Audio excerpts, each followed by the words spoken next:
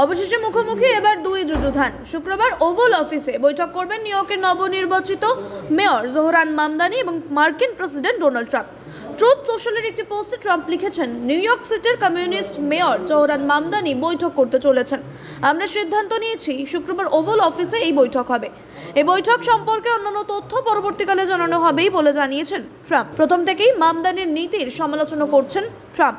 4 November নির্বাচনের ঠিক আগে নিউ ইয়র্কের বাসিন্দাদের সতর্ক করে তিনি বলেছেন, মামদানির জয় নিউ ইয়র্ক সিটির জন্য সম্পূর্ণ অর্থনৈতিক ও সামাজিক বিপর্যয় হবে। যদিও সব বিরোধিতা উপেক্ষা করে বিপুল জয় পান মামদানি। এরপর আক্ষেপের সুর শোনা যায় মার্কিন প্রেসিডেন্ট ডোনাল্ড ট্রাম্পের গলায়। তিনি বলেন, আমেরিকা কিছুটা সার্বভৌমত্ব হারালো।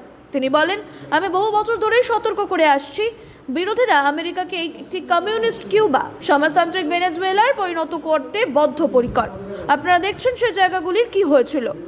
মার্কিন প্রেসিডেন্টের সতর্কবার্তা, মামদানির শাসনকালে যখন নিউ ইয়র্ক কমিউনিস্ট হয়ে উঠবে তখন নিউ ইয়র্কবাসী ফ্লোরিডায় পালিয়ে যেতে বাধ্য হবে। অন্যদিকে জয়ের মঞ্চ থেকে ট্রাম্পকে এক হাত নেন মামদানি। ট্রাম্পকে পাল্টাও কটাক্ষ করেন নিউ ইয়র্কের হবু মেয়র।